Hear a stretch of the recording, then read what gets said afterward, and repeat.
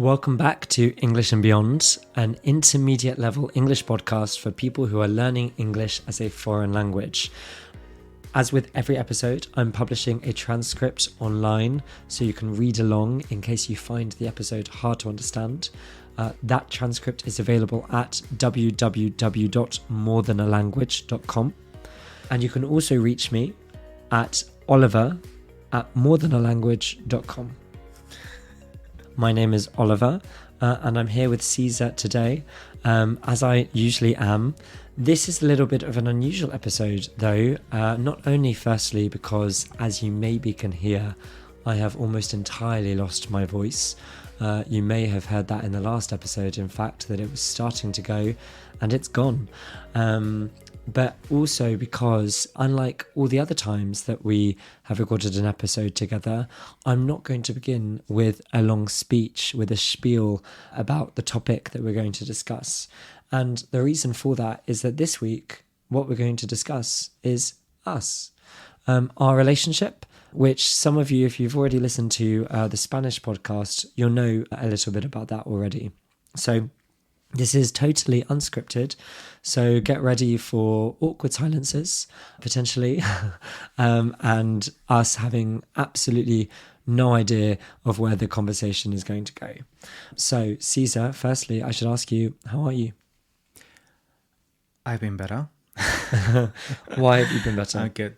Well, because over the last few days, I have been feeling under the weather. Mm-hmm. Not very well. Yeah, I've been a bit ill with different symptoms that got better, some of them. Yeah, a great variety of symptoms. Yes. And we're not going to discuss it. No, yeah. We're going to be English because in your Spanish podcast, you'd probably go through in minute detail all of the things that are wrong with you, with kind of no regard for what people think about that. But, you know, we need to bring in English culture, and English people are squeamish about bodily function. So you felt unwell, basically, and you leave it at exactly. that. That's true. And in fact, it's a funny day for us to choose to do an episode about our relationship, isn't it? Because we actually had an argument today, which is very rare for us.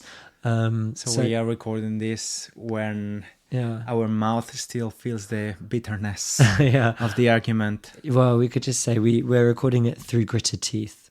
Okay. You know, exactly. Yeah. So hopefully you can't hear the grinding of jaws. So it's actually, as I said, it's very rare for us to have an argument. And, you know, we've been together for 8 years almost now. Mm-hmm. You know, I don't know about you. In past relationships, have you argued a lot?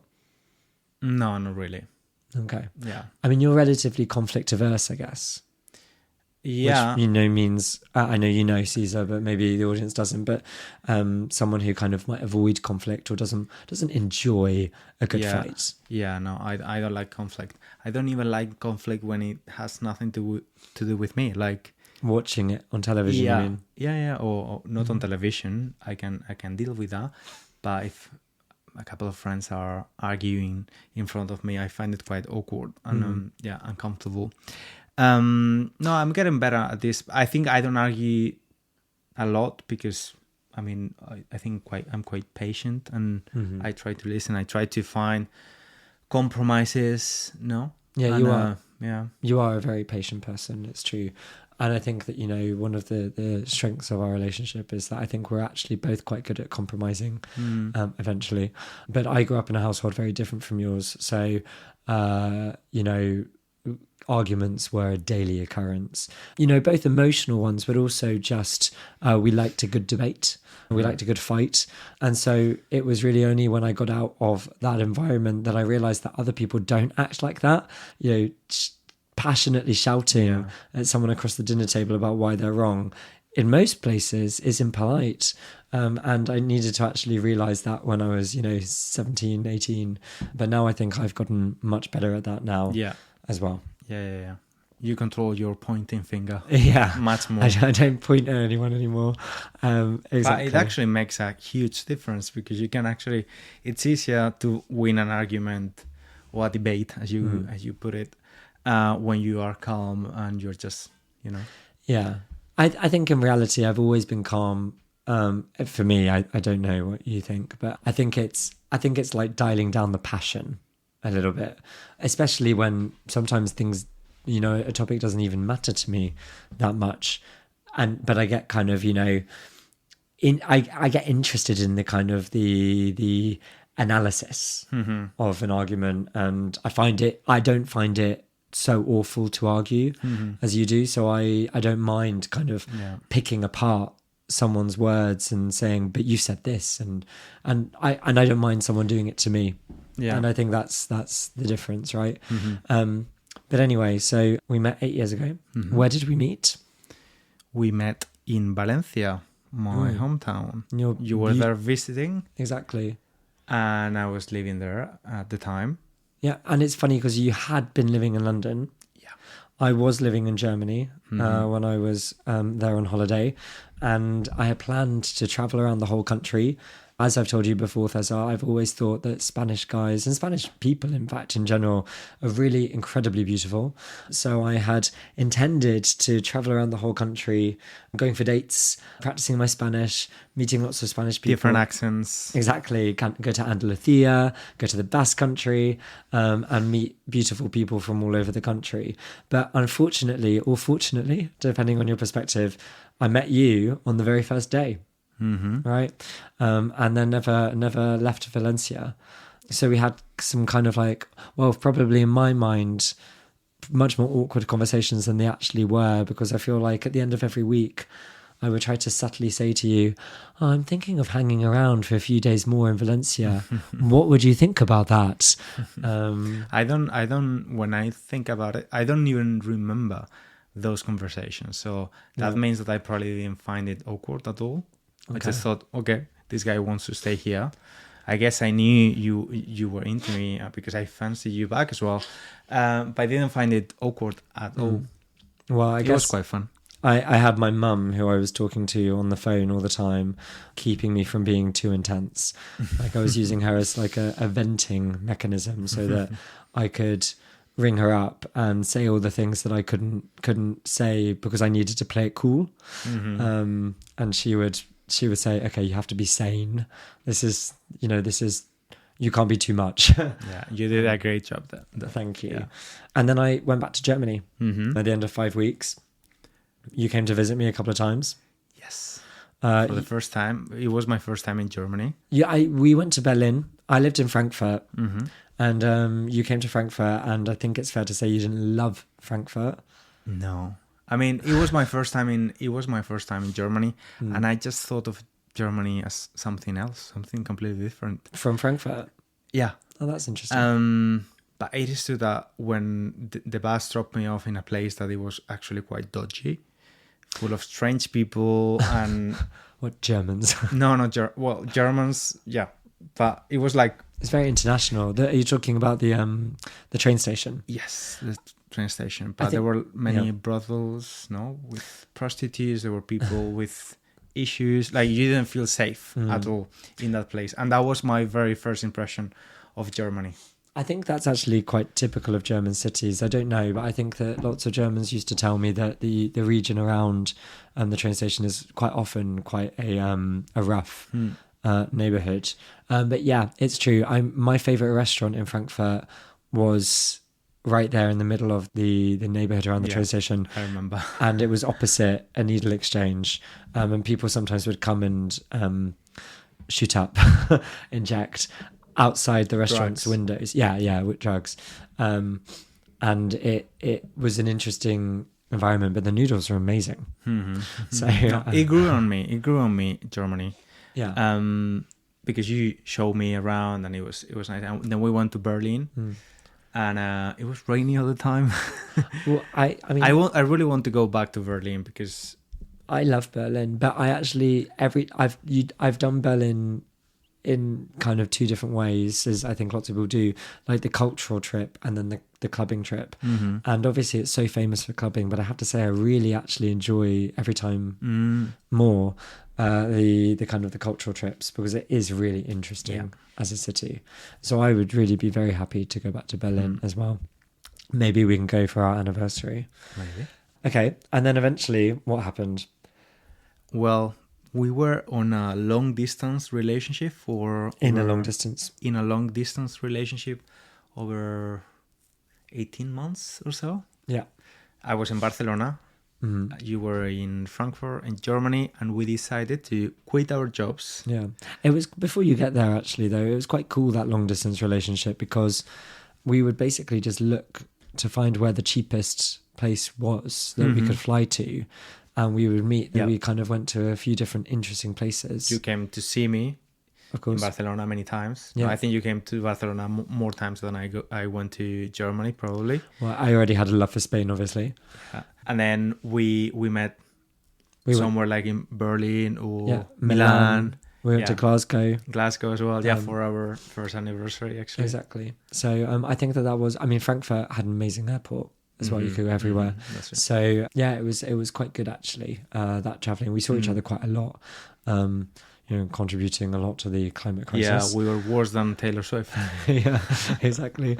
But yeah, so then... Yeah, but did you find it hard to be in a long distance relationship for over a year? Because for me it was actually, I mean, I was very busy all the time, and so were you. No, exactly. I didn't find it hard at all, to be honest. We talk a lot. Like, we talk every evening and in the morning. And no, I found it really easy, to be honest. Very efficient, I would say. Very German. Very German.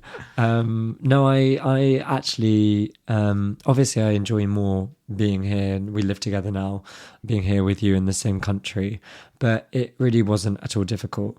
And I think, again, that kind of reflects the kind of relationship that we have, because I think it's, generally speaking, quite a low maintenance relationship. Easy. Yeah, I think so. Easy.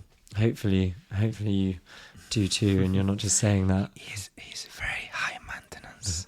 Well, I am high maintenance, I think, but I think we together are not. I'm kidding. Well, no, I'm pulling your leg. It's very good. Nice idiom. I'm taking the mic. Oh, wow, just thick and fast. So what was I going to say? So we moved to London together. And the drama started. Well, it was, the soap opera. No, don't say that. I think the first month was probably quite difficult for you, right? Because you had come back to London, and without going into the details, you'd left London originally for a family reason. Although actually you've spoken about it in an episode of the Spanish podcast, haven't you? But you left London for family reasons, and it was probably quite hard to then come back. And we lived together immediately for the first time, and we lived with someone else as well, a very good friend of ours, who actually next week, I think maybe the week after, is going to be appearing in an episode of this podcast. Exciting featuring. Yeah. It was hard, not because I came back to London. It was hard because I was jobless, and I knew I was going to be jobless.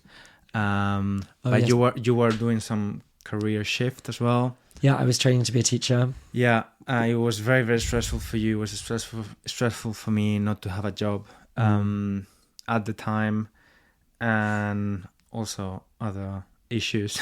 And it's funny, actually, because you used to do individual language classes online, didn't you? Well, first in person.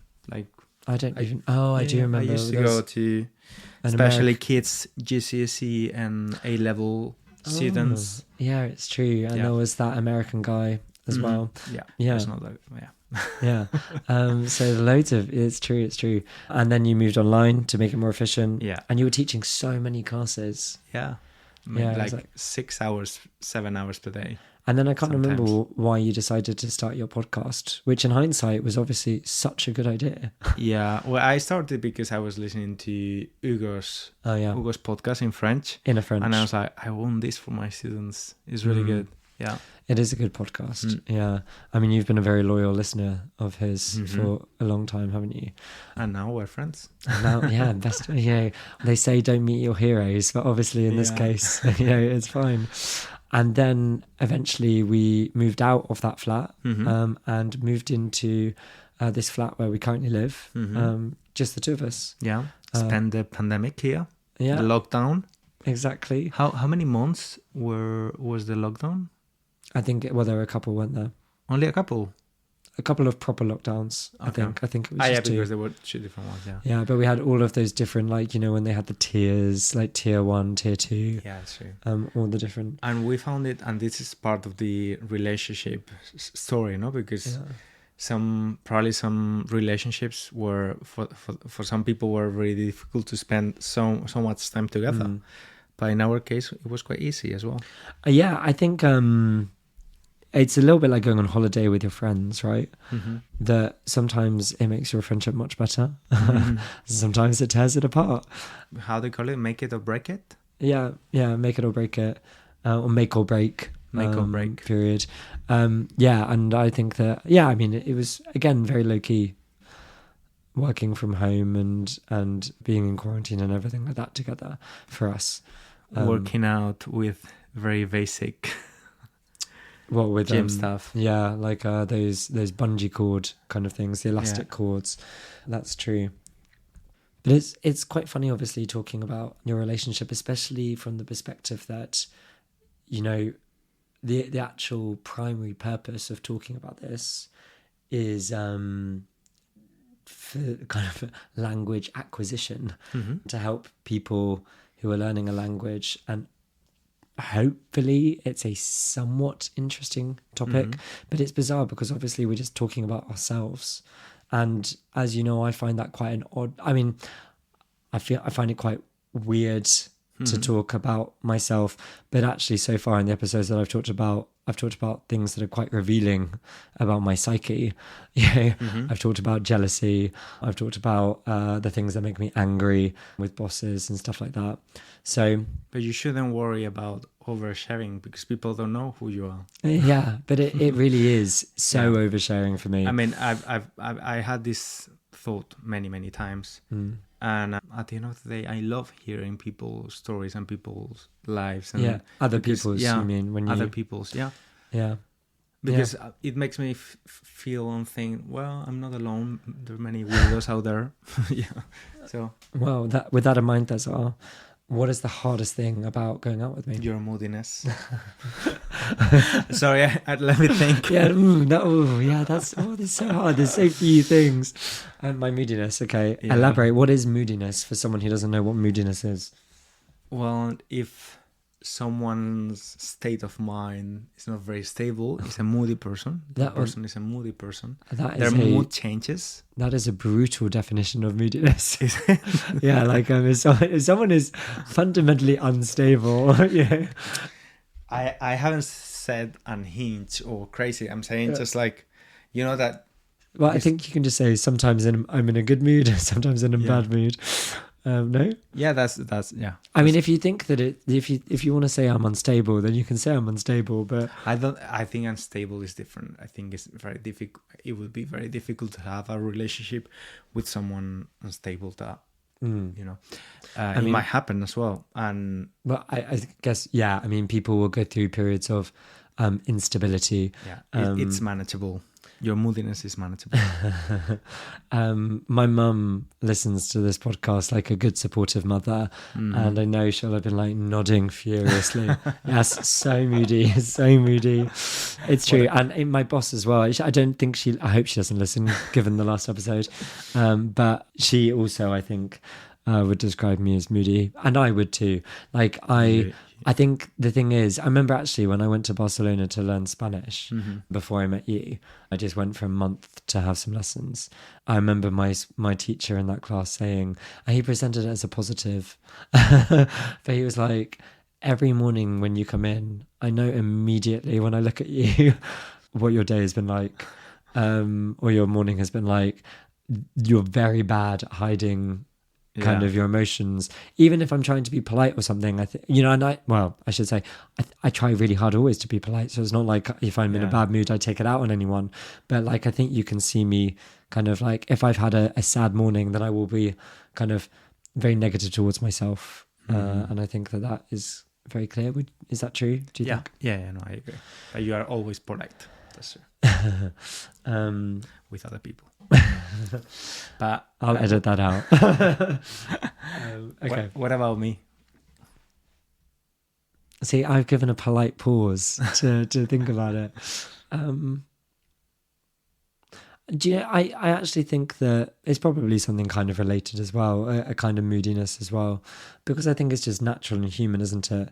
And when you spend as much time with someone as we do, because obviously we live together, we're now working together. Yeah. We You're don't allowed to be moody with your partner, Yeah. with your family, with your friends. Exactly. You're not going to be moody when you're working Yeah. or when you are... It's funny, I've said that to you before, that I do feel bad sometimes because I think that you definitely see me at my worst. Mm-hmm. Whereas I've got friends who I maybe see once a month or something like that, and they always see me just like totally trying my hardest to be nice and funny, and they never really see me at my worst, even though they're good friends of mine, because I always make an effort. But it's impossible to make an effort with your family and your partner all the time. Yeah, I agree. You know, so I'd probably say something quite similar. I've said it before, actually, in the Spanish podcast. I think that you tend to hide your emotions until they burst out of you, and so I think you're more prone to that kind of like emotional outburst than I am. Explosion. Yeah, but ultimately it's another form of moodiness like mine, right? But we've talked about negative stuff about each other, but let's be a bit more positive now. So what would be the trait that when you met me caught your attention? I don't know. Well, I'm going to give a very me answer to this because I think the first thing, like physically, the first thing I thought about you was how really lovely and kind your eyes are, which is not the me version of that answer yet. That you do have absolutely lovely eyes. And I think that lots of your audience thinks the same. You do have incredibly warm eyes, and everyone actually in my family who met you, Warm eyes, said the same. But your eyes really remind me of my first ever boyfriend. And I think that when I first saw you, I thought, wow, God, he's got exactly the same eyes as insert name here. So that was my very first impression of you was that. And then linked to that, and it's something that I still definitely think 8 years later, you are definitely the kindest person I've ever met. And I think that that's very unusual for someone to be able to say that about their partner. You know, it's 100% the case. And when I was growing up, I don't want to say that I wasn't looking for a kind partner, but I don't think I'd have listed it in like the top 3 things, because I think that my mum definitely raised me to be like, you need to find someone good on paper, like good job, blah, blah, blah, blah, blah. And I was jobless when you were yeah, exactly. You're unemployed. But that says a lot about you, and it's probably one of the things that I like the most about you as well. Like, I don't think you've ever look down on someone, and you've never felt superior to someone. I've never felt dismissed because I was, for example, jobless, and you were high qualified lawyer when we met, although a very unhappy one. Yeah. And that was I think that's a very nice trait to have. Well, thank you. That's nice. Yeah, and also but it seems like I'm saying this exactly the same thing as you said, but your eyes and the kindness in your eyes also made me think, oh, this guy might be it. Which, unlike with you, the audience cannot confirm. Exactly. So we can leak your eyes. Just no, I think the good thing about being anonymous is that I can just choose someone's beautiful eyes and be like, these are mine. Yeah, exactly. And who can prove that they're not? They are not blue. Yeah, exactly. But interesting, lovely. Do you know, this reminds me of when we did an episode of the Spanish podcast once where it was remote. I don't know if you remember that. I think you were in Spain. Yeah, because we received a homophobic comment. Yeah, homophobic comment. Like I can't. It was something like, why do you? What is it? Oh, I think it's because at the end of the call you said "te quiero," I love you. Yeah. And someone was like, why are you kind of like forcing this down our throats, this homosexuality? And I mean, you're quite used to receiving you receive a massively a higher number of positive comments Absolutely, than yeah. negative, but occasionally you do receive something negative. And I've actually got quite a thin skin, you can say. Like those kinds of things affect me because I'm not used to it, and I felt like, oh my God, maybe I have done something wrong. And my mum, who is not at all emotional and not at all prone to kind of like public displays of affection, she surprised me because I told her about it, and she was like, yeah, who the fuck does he think he is? It's your podcast. You can say diggy it all if you want to. But it's funny because I feel the same way about this podcast potentially, that, you know, I always feel very nervous, as I said before, especially because, and it shouldn't be this way, and I rationally know it shouldn't be this way. If we were a straight couple, I wouldn't be worried at all, particularly. But I do feel worried, you know, being gay, that I'll receive something negative about it, about kind of like an agenda or something like that. Yeah. When I don't have one. And we haven't been funded by anyone. Well, I wish. Exactly. But yeah. But I don't know why I'm choosing to end on that. But it's I don't know. It's fun to talk to you about these things, and I prefer doing it in English because obviously it's my native language, and I also like doing it anonymously so that it doesn't feel so personal somehow, even though obviously with us, with you, it's very personal. Okay. Yeah. Lovely. Are you happy? Lovely conversation. Yeah, I feel happier than at the beginning of the episode. Okay. Well, then, you know, it's just Less moody. Yeah, if you're having an argument with your partner, instead of therapy, consider starting a podcast.